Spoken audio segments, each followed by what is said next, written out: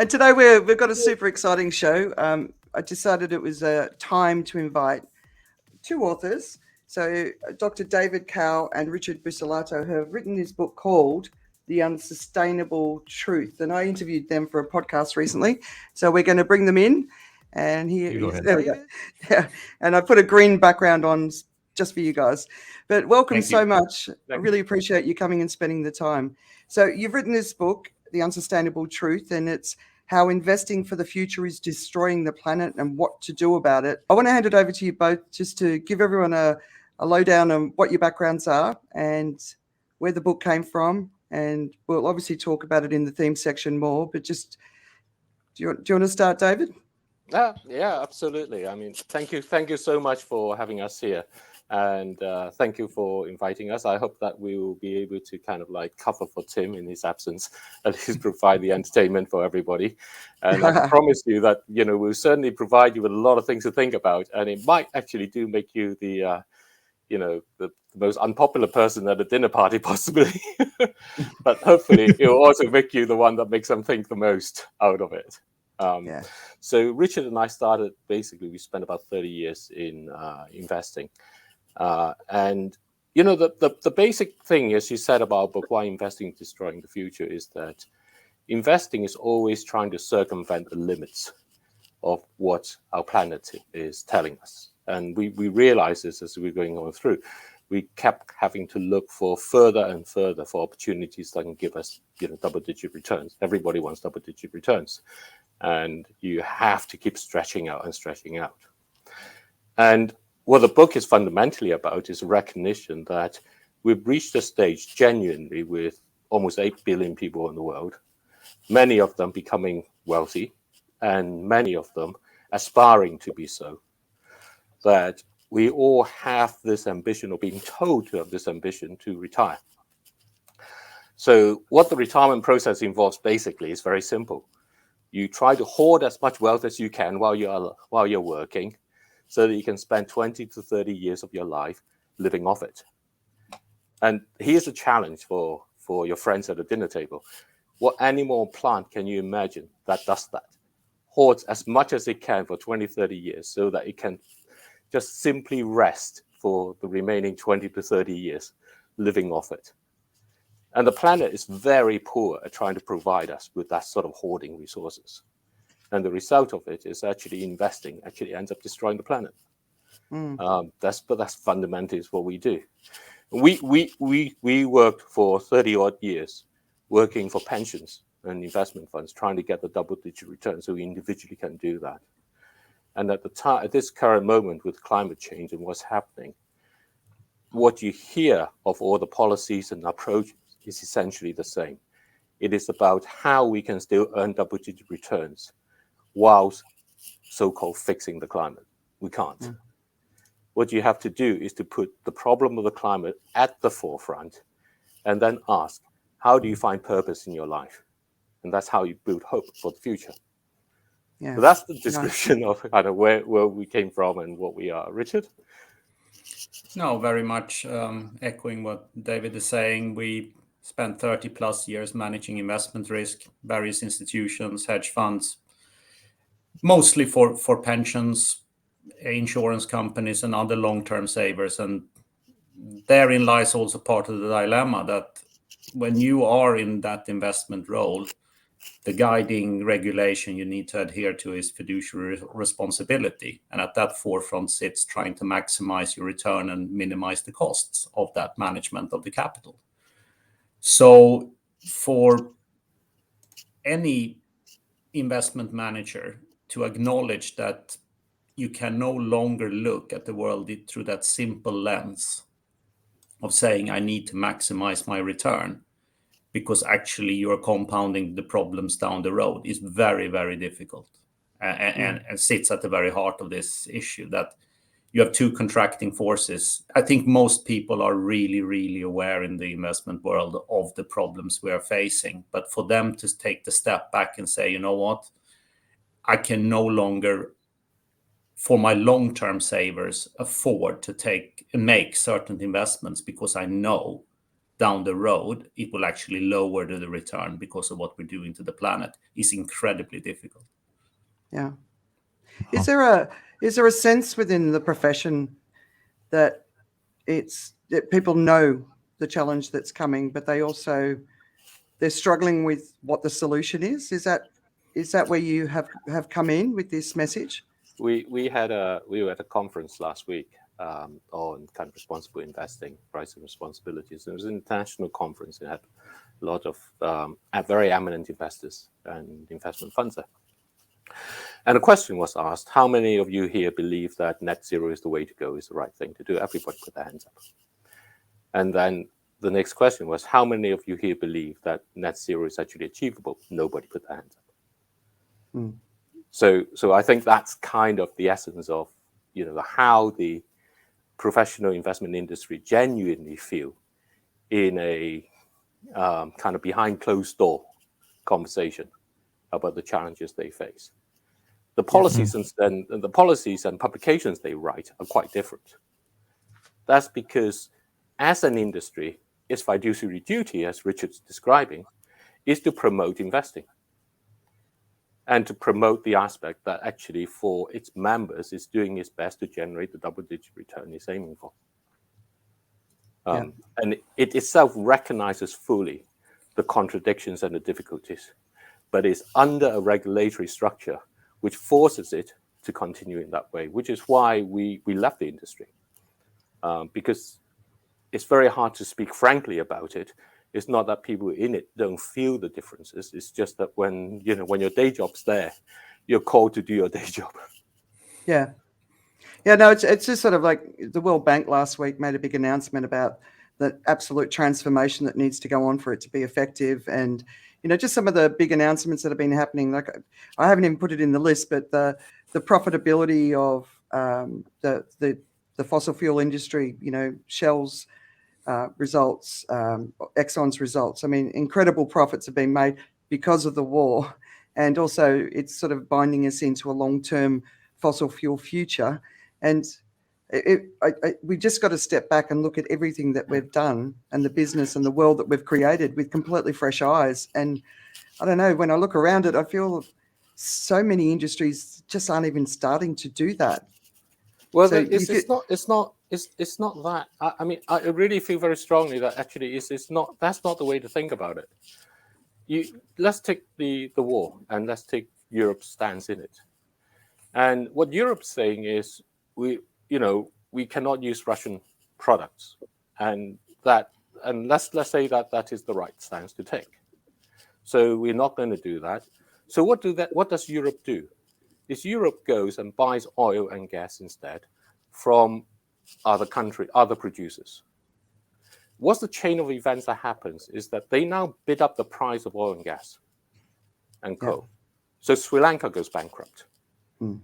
And fishermen in Sri Lanka, whose entire livelihoods is based upon being able to get a bit of fuel to bring on their catches, to be able to have the ice that preserves it for a few hours going across, is now not viable.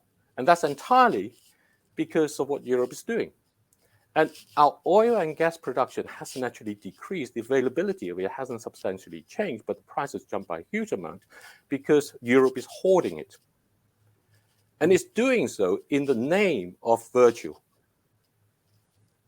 And it's taking that on. When the real thing, if Europe wants to do this, is to say, Saturday afternoon, Sunday afternoons, let's have a lazy Sunday afternoon.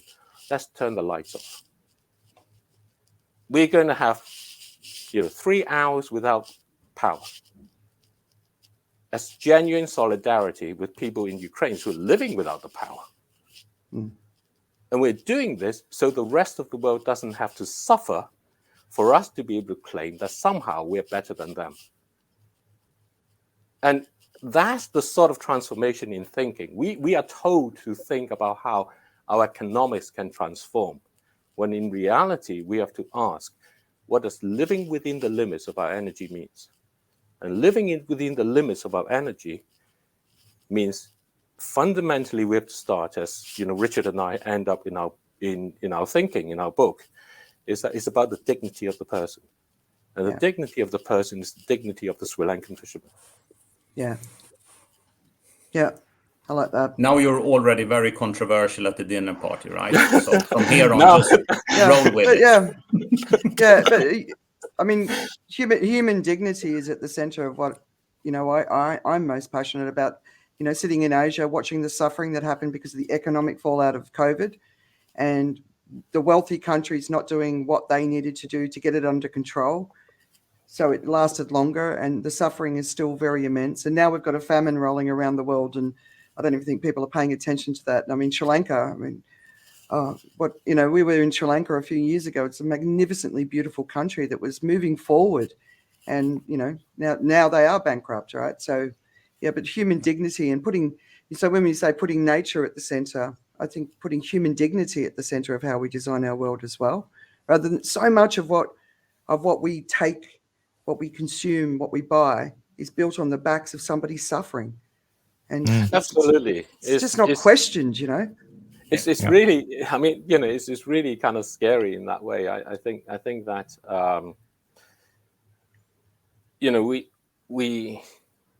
we had a conversation a little while back about vitamin C, and vitamin C seems like, oh wow, it's very useful. You always need to take your vitamins and so on. And China produces most of the vitamins in the world, over 90% of it, and that's a very simple reason. And it's because to produce vitamins, you need a lot of energy. You're bringing molecules together. And bringing molecules together takes a lot of energy. It's just something that's very hard to do. So you want to do it at places where energy is really cheap. So you go to a place, you tell a place which can use cheap coal to go along and say, you produce it so that we can take it and it's not on our hands. Yeah. And the consequences of a country which is still trying to transform out of it, suffering from kind of pollution associated with the coal. And then we actually look to that and say, what you're doing is bad. Yeah. And, you shouldn't do it, but give us the vitamin, please. Yeah. And that's the way in which, as you say, so much of what we do, so much of that double-digit return comes on the back of the suffering that other places have. And it's only possible because we keep their wages low. Because if we actually raise their wages, we wouldn't be able to get the return. Yeah. And we were at a conference, another conference, when a lady talked about investing in sort of China, and she was talking about how China is a middle-income country trying to break out to becoming a wealthy country. And I was talking to one of the participants at the conference who was asking me, what was a middle-income country? I was basically saying a middle-income country is essentially one that's providing the services and goods for the rich world at a cheap price. Mm. And the breaking out to being a wealthy country is when they try to become independent of that slavery, in effect. Yeah. And we want to make sure that doesn't happen, because if it did, we won't get our double-digit return, and we won't get our retirement. We are going to do our first. Are you ready, Joe? Our first ever video premiere, and then I'm going to hand it over to you guys, and just to talk about it, what you're doing, what your plans are, and how we can support you, because that's the thing. We need 1 billion people acting, right? So yes, to me, that's one of the core messages. So over to you, Joe. All right, so you are on YouTube, and you just watched a Johnny Depp deposition and shake your head, and then YouTube suggests that you watch another video, and it's this one. So with no real context, let's imagine this interrupts your flow of videos. It started raining again. Let's go. If you believe in 6 impossible things before breakfast, we would like you to believe in one more. We can fix climate change.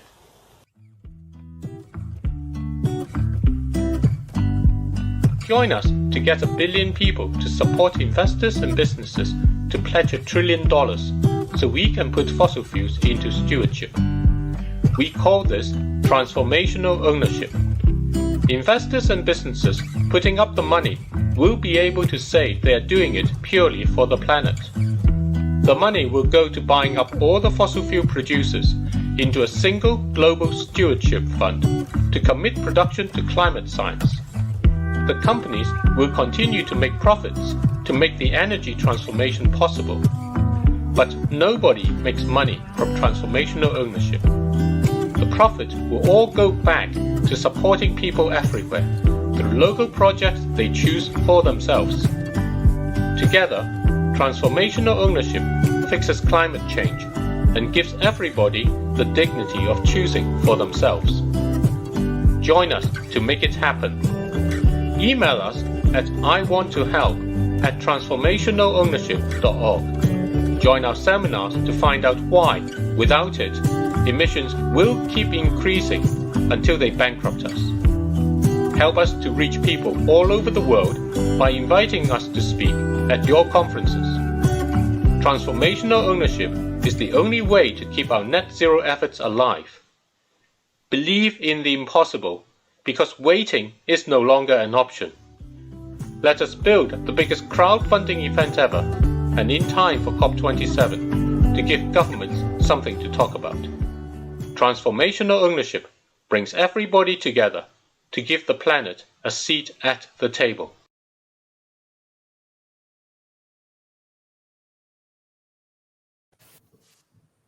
Nice. Thank you for that. That's quite an idea in terms of how, for me, it just struck me this idea that if there is this table, and again, this metaphor seems to work for the rest of the day as well, right? I mean, this table around which the world's affairs are discussed, that the planet itself doesn't have a seat at it. Yeah. And that's where we ended up when Richard and I were trying to work out sustainability policy when we were working in the investment industry. Was that here we were all telling everybody about how we were going to help the planet. But what was the voice of the planet itself in all this? And the voice of the planet is really clear, It's the carbon dioxide concentrations are increasing, the temperatures are getting hotter, we see it every day, our summers are getting hotter, and all the consequences of it is going on. We're seeing the heavy rains, we're seeing the flood that goes on as a result, the fires that happen, and the tornadoes, the amazing pictures we all saw of tornadoes in the US earlier in the year, and all of those things. And the point is actually that this goes back to this whole aspect of dignity. If we are to treat the planet with dignity, we treat it as an equal partner. We need it to have a genuine seat at the table as an equal partner. And then we would like it is like, when you're in a relationship, the relationship is not going to work if your partner kept telling you, stop trying to change me all the time, And we think of that all the time. Oh, let's change the environment. Let's do this for it. Let's do that.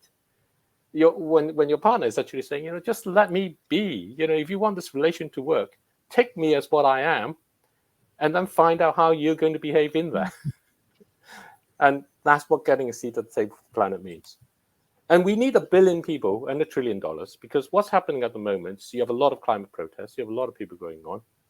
And this is to say there is a direct positive action we can do. Take hold of all the fossil fuel producers, buy them all up. But we need a mandate for it. So let's not start small with a small experimental fund and so on or something like that. Let's get 1 billion people on board to tell investors and businesses to pledge $1 trillion. And we've talked to governments, we've talked to senior investors, we've talked to climate negotiators, we've talked to community groups and everyone else. And everyone likes the idea, but they say, but no one else will go for it. So let's do that. Let's get everybody together and say, pledge it, but only give it if everybody goes for it. But for your side, you need to go along and say, you're going to go for it, if everybody else comes on board in that way. And now, let's think about what we're asking the 1 billion people to do. So Andrea's in Phuket, and we looked up population of Phuket, which is about 440,000. And you were talking before to us about the One Phuket group that you have, which is trying to bring them all together to face the challenges before of the climate, then of COVID, and now the cost of living that's going on. What we're asking is own all the fossil fuel companies so we can take the profit from them that they give out to their shareholders, because we're now the shareholders, we're now the owners. Last year, they gave out $110 billion. We want to give that on an equal basis per person. It doesn't matter if you're 5 or 85. As a person, you're eligible to an equal share of that, and it goes to a project you nominate. You yourself choose it. So for 440,000 people in Phuket, that's about $6 million every year. This is not accounting for the price rise that we've seen at the moment in that way, in these things. So let's not have this argument about how the UK should tax BP, because all that does is it takes the money that poor people around the world have had to pay in proportion of their own income in terms of the higher energy cost into the rich coffers of a rich country. That's what that tax means. It's extremely unfair on a global scale. The only right way to do that is that the profits of the fossil fuel industry, which are necessary in order for us to be able to hit the demand of energy and to reconsider what happens. And I'll talk a little bit about that a little bit more, to go right back down to everybody, to the people of the world, for them to choose how they want to spend it. If a group in Phuket wants to go and have a lazy Sunday afternoon drinks and wants to spend it in that way, because you know what, maybe that's the only way to keep up our sense of humor. Because if we lose our sense of humor, we are going to be so traumatized by this. And when activists think about how we need more renewables and everything else, we forget it's the dignity of the person that counts the most. And what this does is we're calling on 1 billion people to say they want that $14 for them to go into the project they want. That's what we're asking them to do. You're just simply asking for money. Rather than asking $1 billion to contribute money, you're asking for 1 billion people to say they want money. Surely we can achieve that. And as for where you're actually getting that money from, we've already paid it. Every product we buy is made with fossil fuel. When 80% of our energy comes from fossil fuels, think of this as literally 4 out of every 5 things you see around is only possible because of fossil fuel. So we have already paid it into that. And we're just asking the businesses and investors to actually give that up to buy the planet a seat at the table. And what's $1 trillion? Well, it's less than 0.5% of what McKinsey estimates is what we will need to spend on net zero. If we don't spend this, we are not going to achieve net zero. What it also means is last year, the businesses in the world returned back to their investors, who are pensions and so on, over $1 billion, over $1 trillion. If the investors did not receive that $1 trillion, they would have made 17% return. They would not even have known they didn't get this $1 trillion, which is kind of an indication of how insignificant it is. But with $1 trillion, you can pretty much buy up the majority ownership of all of the public fossil fuel companies, so that you can actually commit their production to climate science, so that we actually cooperate over how to maintain our energy and minimize our emission. And you can then go along, because you're now the owners, to be able to say all of the profits go to people. And who are the owners? I think this is a really important question. So if you imagine, for example, that a pension fund, the way pension funds work is that under its own mandate, it cannot really just give out money. It can kind of invest into the Transformational Ownership Fund, as we say, but some of it under its mandate would not be able to do so because there's no profit to be gained from it. But what it can do is it can ask the businesses it owns, so it owns Unilever, to go and say, on my behalf, I want you to contribute. Unilever returned about $4 to $5 billion last year in dividends to its investors. This is money that does not affect its operations, because it's already accounted for that this money gives back to its investors. It's to go and say, actually, contribute part of that or contribute all of that into this. And so you can get $1 trillion from there very easily in that way by asking them. So the money is there, and the 100 billion, the note that just came up, the $15 along that you spend in your day? Well, actually, when you put all of that money together into your community, you build your community. You go back to the comment we talked before. We need stories. We need stories to help us survive. We need a way so that we can feel we are in control again. And this is a plan that gives people back control. That gives dignity over what they can choose and how they can choose to face it. It gives investors and businesses the strongest case against accusations of greenwashing. We are giving money to buy the planet a seat at the table. We don't make any money from it. But we make sure in this way that no more fossil fuel is produced than what climate science tells us. And when that's the case, it doesn't matter how you use it. You can't emit more than that. You've actually limited your emission. So we can then let economics and capital economics work in its proper way. And regulations can then actually have really strong powers. Because at the moment, when regulations is making carbon pricing at $100 in Europe and $30 in California, all that's doing is putting all the incentives into the wrong place. And to the question, would they sell? This is very simple. You're an owner of a fossil fuel company, and Shell Oil, for example, is 80% owned by individuals. I just buy it from the market. I can buy that share from the market. And you want to have this pledge so it becomes very well known. And this is the aspect of it. You don't actually go out and do anything until you have this huge thing around the world where you've gathered 1 billion people and $1 trillion pledged. And then you go out and you say, look, now we go and do this. And everybody knows. And you'll be having the conversation around the dinner table, with your Exxon share. Are you going to sell it? Or are you going to hold out? Are you genuinely going to hold out? Or are you just going to sell it for the price it is that it is? Because if you don't sell it now, it's going to become worthless.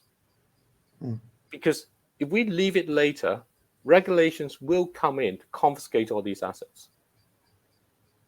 And because that's the only way in which governments can take the next step to deal with climate change.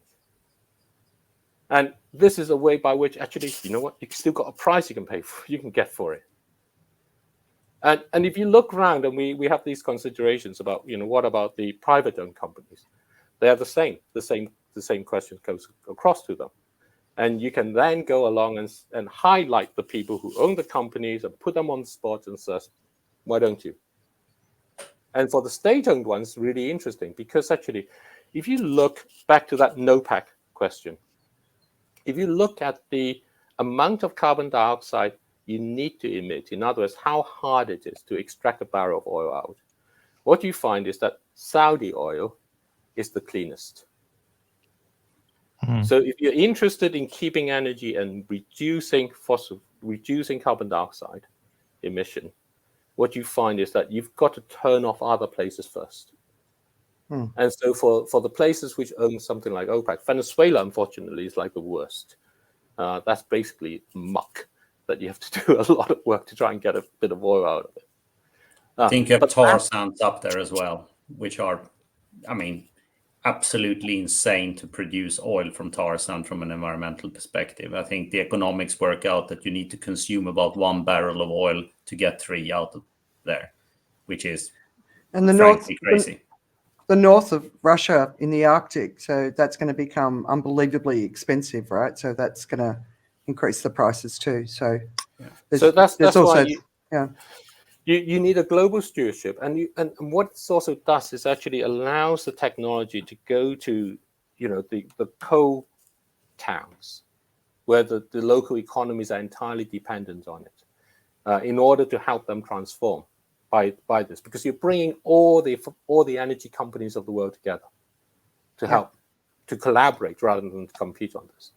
And you force governments to address the question of energy security on a global basis, because that's the only way to address it, which is the problem that we are seeing at the moment with what we talked before about Sri Lanka and Europe claiming, the moral high ground, but condemning other people to the energy, not even just energy poverty, energy death in that way.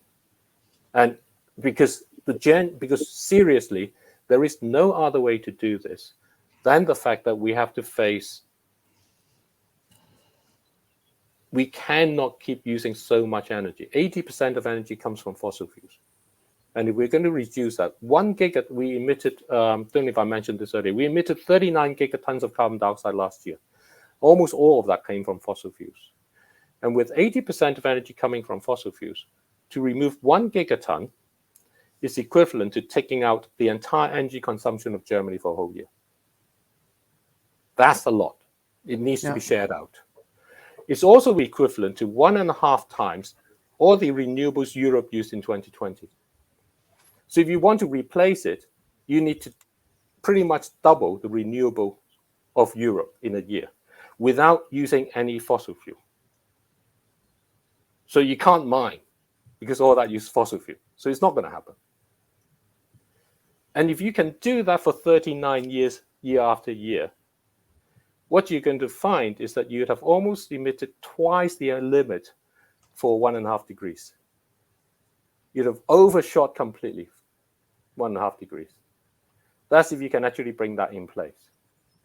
Now, we need to do that. And the only way we're going to do that is we actually control all the fossil fuel produced, all the fossil fuel, so that we can maximize the energy for and controlling the emission and taking the emissions down and sharing it out, which is what the COP conferences need to be about. So the COP conferences is not about finance. The COP conferences needs to be about how do we guarantee that every country will have their proper amount of energy, proper share of energy. And that's the biggest problem that we face. Because if we don't come together to do this, what we're going to see is that the climate will run ahead of us. It's like that anaconda Richard was talking about. It's going to swallow us up. We're going to get bankrupt before it.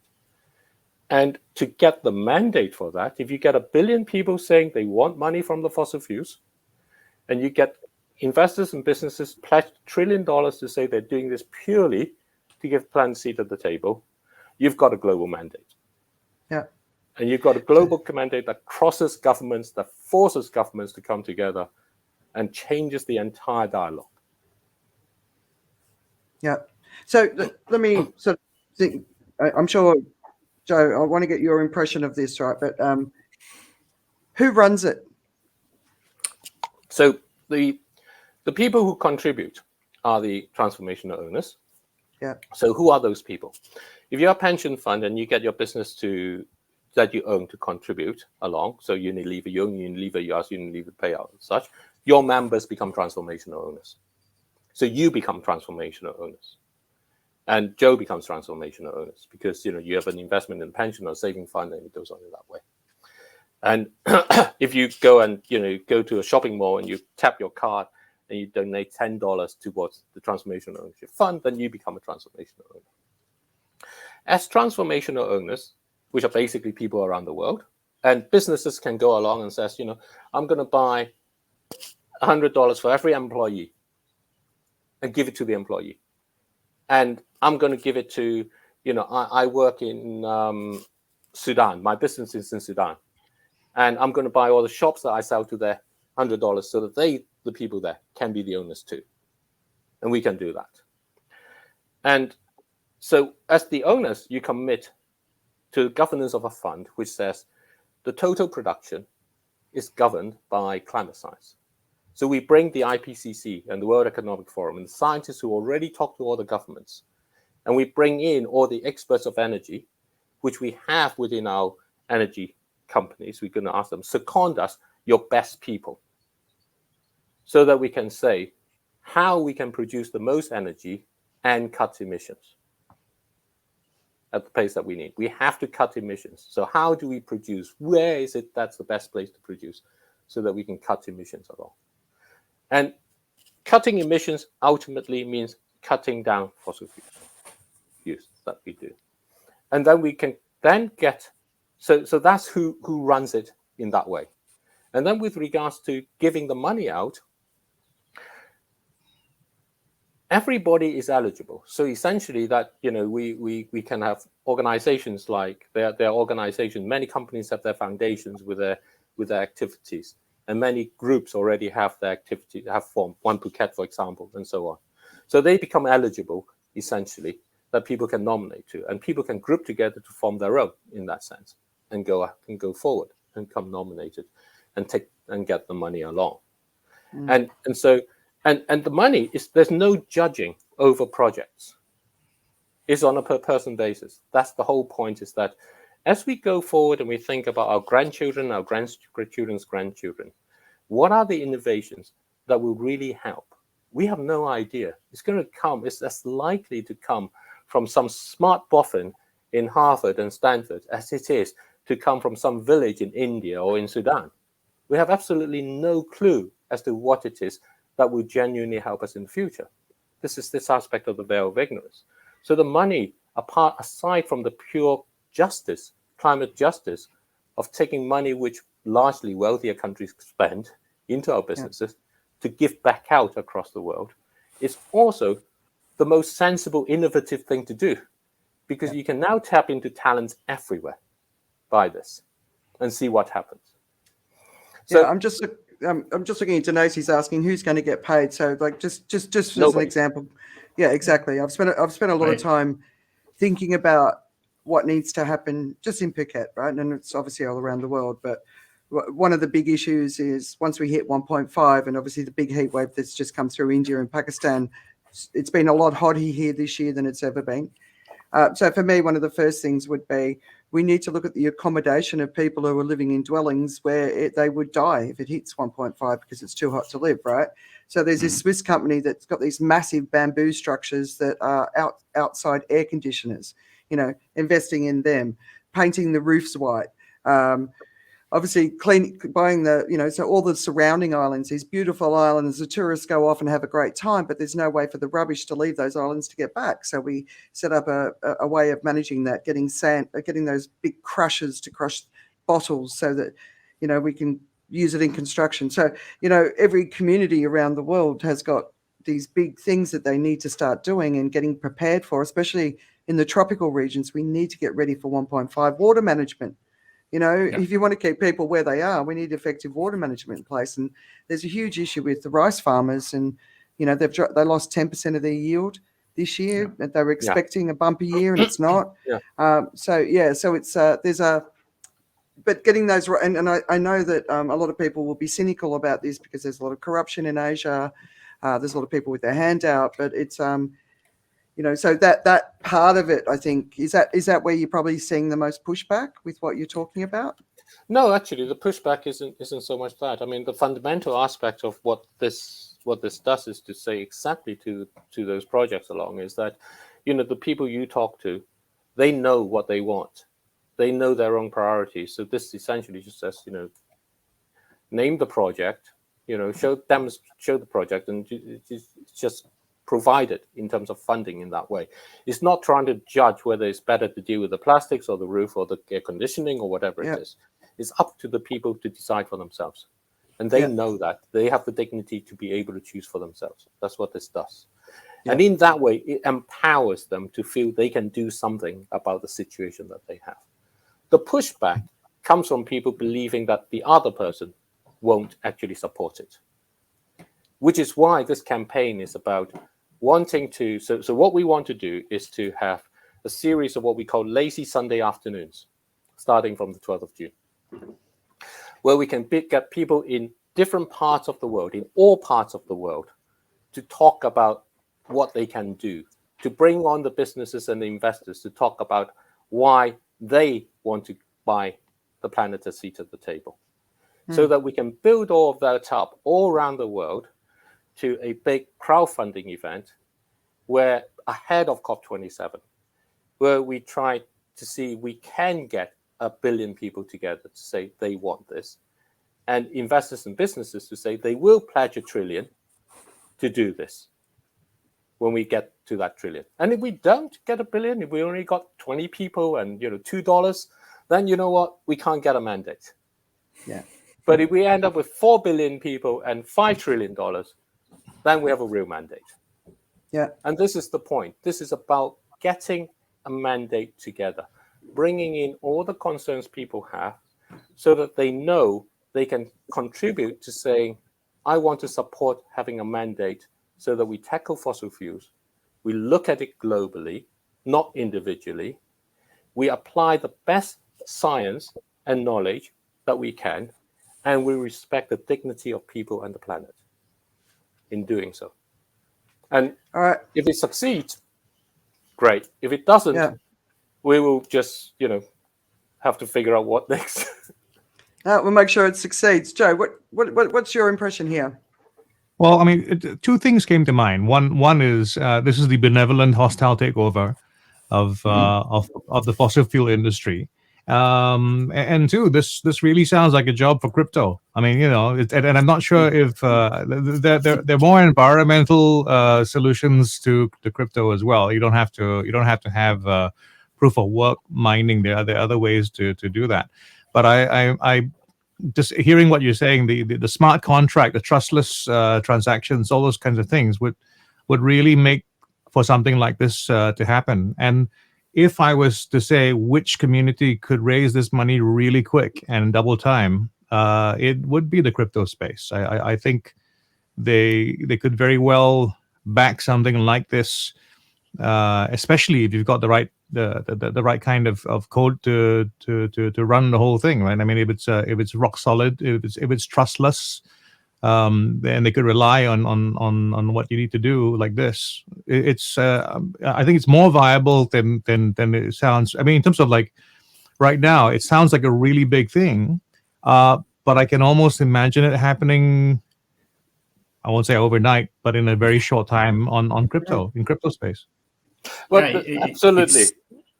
It's fundamentally, at the end of the day, it's about the risk management, and I think that's where people kind of get a little bit taken aback by the fact that you mentioned $1 trillion, and it sounds an awful lot. And in a lot of ways it is, but in other ways it is not. So global investments are well in excess of $100 trillion. Global stock markets, listed stock markets, are well in excess of $60 trillion. For businesses to come up with $1 trillion to contribute here, like David said, it's a fraction of a percent of what McKinsey thinks it will cost us to 2050 to go net zero. And in risk management terms, it takes the cost up front. Because if you don't take the cost now, and it doesn't matter in which business you operate in, you might be a retailer, a shipper, an IT company, all of your business is going to get so stress tested over the next couple of years that the likelihood you'll be in business needs to be seriously questioned because of what's going to happen. So get your insurance in place by paying this fee up front. And we can work out what the right formula is for companies that don't pay dividends in the private sector. And is it turnover? Is it number of employees? I'm sure, smarter minds than myself, David will help out, of course, will come up with a good idea of what it should roughly look like. But the important thing here to bear in mind when we talk about the $1 trillion is you are buying yourself the time to deal with this issue before it's all over. And when it's all over you as a business, you're either going to be seriously impaired and your business model will get stress tested in ways you haven't even figured out yet, or you will simply go under. So in a capitalist way, you want this fee to be paid out for the planet up front so you can at least approach your business on the front foot and not having to be reactive to everything that hits you, because that's what's going to happen. It's, his question will represent the top 3 companies. You take Apple, which is about $3 trillion, basically, in terms of market cap. It's a little bit less after last night. It's a little bit less after last night. And so if you actually go along and you think about what this means, it's very, I think what we described earlier in terms of, if we did this last year, if investors and businesses did this last year, and investors gave away their more than $1 trillion of dividends they would have received, they would have made 17% return on the year. They just would not have noticed it. And And so in terms of the scale of things, it's actually very, very much affordable. It's very much affordable because we're all involved in economics. And the basic part of this goes back to our book, The Unsustainable Truth, which actually is a really good read if anyone's interested in reading it.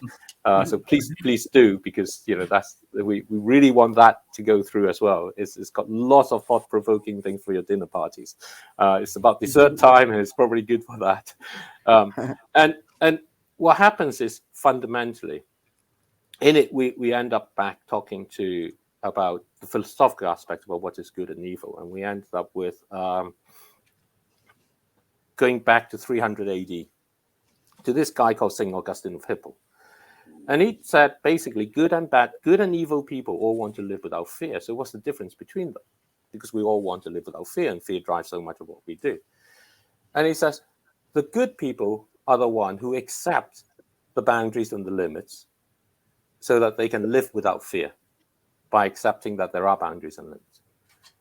The bad people, the evil people, are the ones who tries to circumvent and outsmart those boundaries and limits. And those ultimately lead them into a life which is fundamentally unsatisfactory, because each time you try to outsmart it, there's something else that you will need to outsmart.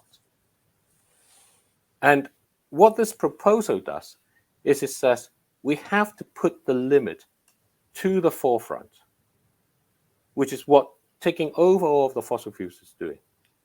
And fossil fuels is unique. You can actually do that. There are lots of things where it's very hard to do that with. You can actually do that with the fossil fuels. And within that, then we will find the freedom to be able to choose how we want to manage with the situations that we're going ahead. The difficulties are going to come no matter what. The question is, which path actually gives you a choice? Which path actually gives you the dignity of being able to make your own choice? And that's what this does. Yeah. And, to add on to that, it's the most, not pushback, but the most comments you get from people who perhaps haven't seen the light is that there's still a very small contingent, admittedly, that believe in some sort of win-win. We can come up with the smart solutions that doesn't have to force us to change the way we behave and live on this planet. And when you look at the numbers, I just can't see how you can still believe that. The pain will come. And it's already, if you live in one of the areas in Northern Australia, you've been hit pretty hard by the floodings, and you have wildfires all over the place. It's already here. It's just going to get worse. So there will be pain, and somehow for people like myself and David comes from the investment side, actually that if you have a problem with your portfolio, you take the pain up front. Because if you wait, the pain is just going to keep on compounding and come back and destroy you. Just take the hit up front and move on. Because we are not going to come out of this without some form of sacrifice. It's going to be pretty hard to push back on our energy consumption, and there will be some sort of pain. And it's not helpful with politicians promoting the idea that somehow we're going to come out on the other side in a win-win, because it's not going to happen. Yeah. And I hope, and I think actually that the electorates around the world is getting a little bit more savvy about what I would, on a bad day, describe as snake oil salesman. There's going to be pain. And what we see with the cost of living crisis is the planet telling us, you've reached the limit of what I can provide at a too cheap a rate. Energy prices should be much higher. It's not helpful with politicians trying to tell people that we're going to hand out more money so you don't have to turn down your heating or you don't have to drive as much. It's like pain is here. It's very real. It's very tangible. And then we can debate how we're going to distribute the pain. But you need to take the hit up front if you want to approach climate change on the front foot. And approaching it on the back foot is a really bad way of having to deal with it. I think it comes right back down to the start of our conversation, very, very much in that way. If you, I I've probably down one side of my leg. I got this nerve pain that extends down, and there's this physio guy who I've been going with, and he's actually he's amazing. He's really, really remarkable. So if anyone needs a good physio and is in London, I can recommend him. So. But we were having a chat, and he had we'd gone through COVID, and the other day we were just walking, taking a walk through the park, and he was saying, I've slowed down. I now work 3 days a week, and I do the time in between. And he's in his 20s, right? So he's a young person doing that. And he's saying, it's really been life-changing, just slowing down, getting that perspective. And he's the first person who came along and said, what, with all this energy thing, we do need to just turn the power off. But turning the power off means actually I can just go outside and read my book and get some natural vitamin D rather than having to spend the money on popping expensive vitamin D pills in that way. And it's that aspect that actually all of this, if we really want to go back down to the win-win, the central element of that win-win is addressing what we've been talking about effectively or through, which is what makes us want to get out of bed in the morning when life is difficult and still feel actually, we can have a laugh. And if we think in those terms, we have a greater chance of coming up with the sensible solutions to the problems we face individually in our community and also in the bigger scale of things around the world. Nice. The sacrifice comment that you just made, Richard, I often talk about it. There is sacrifice, and we all have to be, and people aren't even thinking about that, right? And often when you first start to think about it, it is sacrifice. It's a loss of something. It's a tradition that you've held up your entire life that you've recognized needs to go.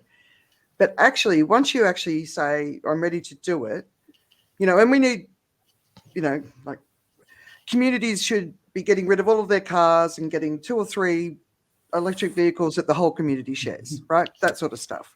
Not everyone replacing with an EV, but we don't need that. That's not a good move. We need less, shrink, right?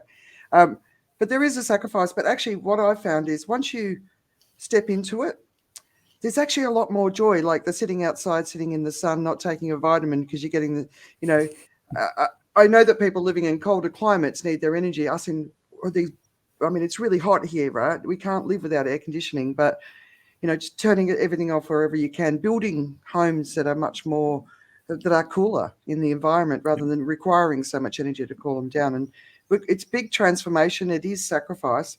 And we're not really even starting. And we need 1 billion people to actually also do that, not just put $10 to be a transformational owner, also look at consciously shrinking their life down in every possible way, because, the fossil fuel's not going to go away, but it does need to gradually fade away, so we can get this other side going. So I love your message. It's a solution. It's a message of hope, and I think we can do it. And so tell us, what can we do to help you?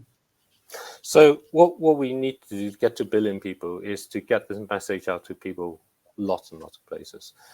We have created a set of Eventbrite sort of seminars along, and you can get to it by going in bit.ly, the short URL, bit.ly/join our seminars. So I should have put that up somewhere.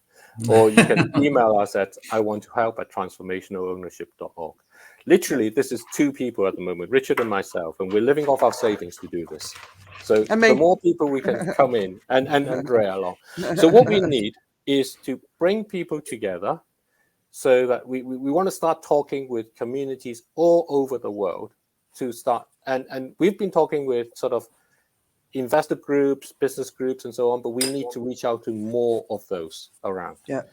And our idea is we start from June 12th with basically what we call lazy Sunday afternoon. If you're as old as us, the Small Faces, and you might like the song even. I do. It's just such a lovely tune.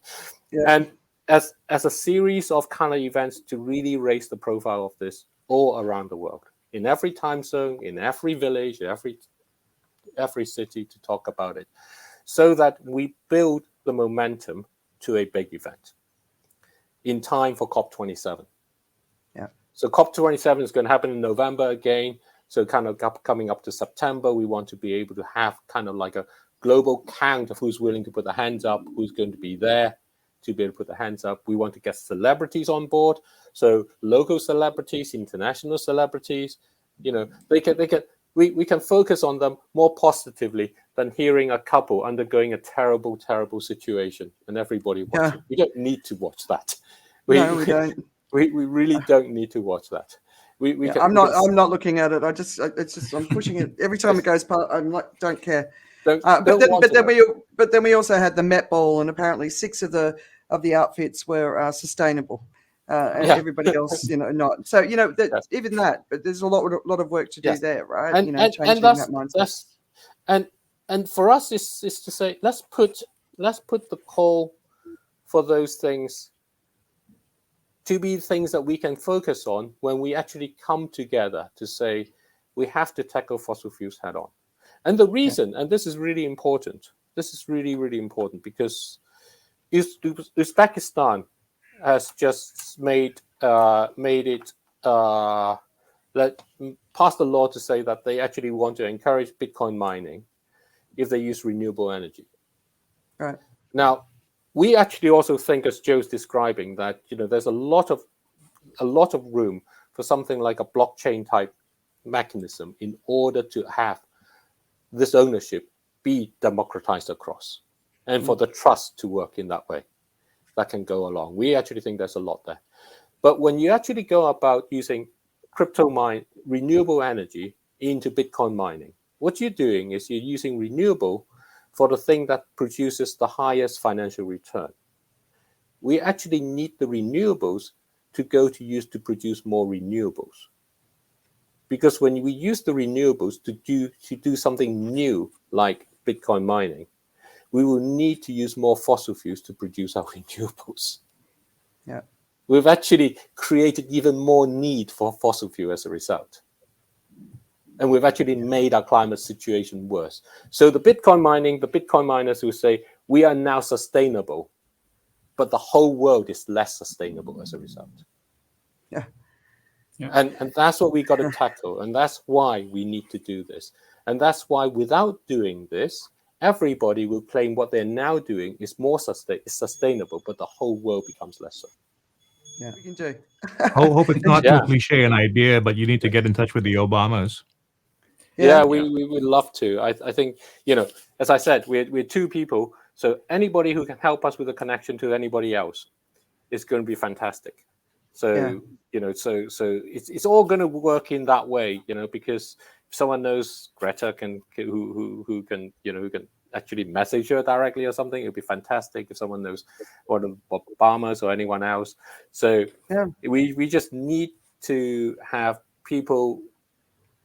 What they can do is simply to talk about the idea with someone else and say, look, okay, who can or even if you don't know anyone, we just want to get 1 billion people on board. So if there's a show you like, who is it? Do you know the person? Someone's going to know someone along there. And then we can just get it out there. And as we said, the idea is we want to bring a series of events, lazy Sunday afternoon events, a bit like this, basically, where we can talk about actually what it means in terms of the challenges that we face, the genuine situation, and what it means about who owns it and how that governance and trust can work and deal with all those things, and talk about, for the businesses themselves to come forward and be honest and say, we all believe in net zero, but none of us actually have a clue how we're going to do it. Yeah. And be able to be honest and non-defensive about that by saying, you know what, we are in an environment where everybody feels the shame. The idea of these, lazy Sunday afternoon things is to be able to face our climate challenge as a common set of realities, knowing we all want the best out of each other. Yeah.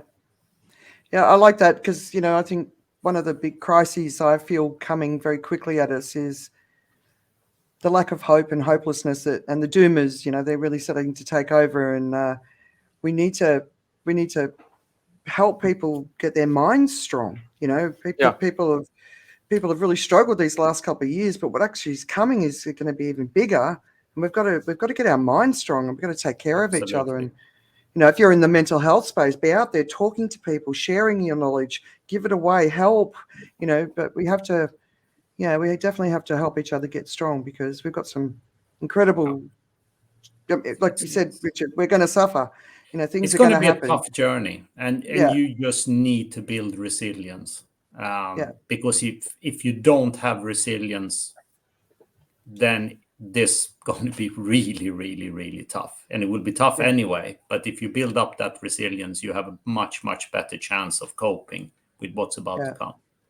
Yeah, exactly.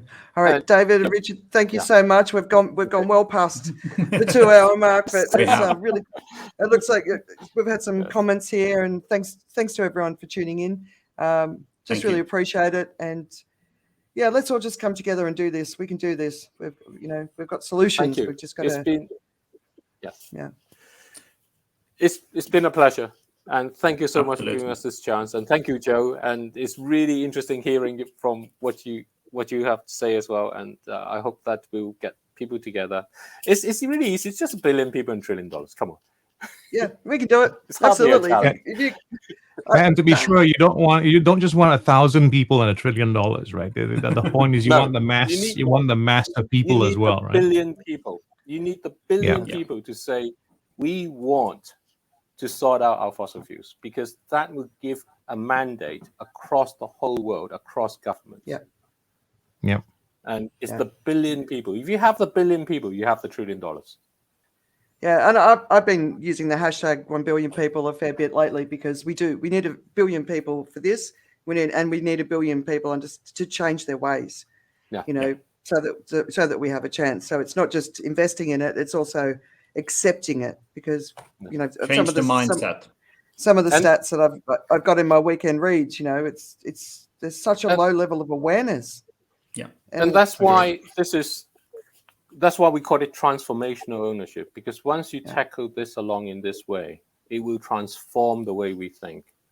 And for the 1 billion people, in proportion to the people of the world, is what the people who look at emergent systems and emergent change consider as essentially that critical level where you begin to actually tackle genuine emergent changes in a system.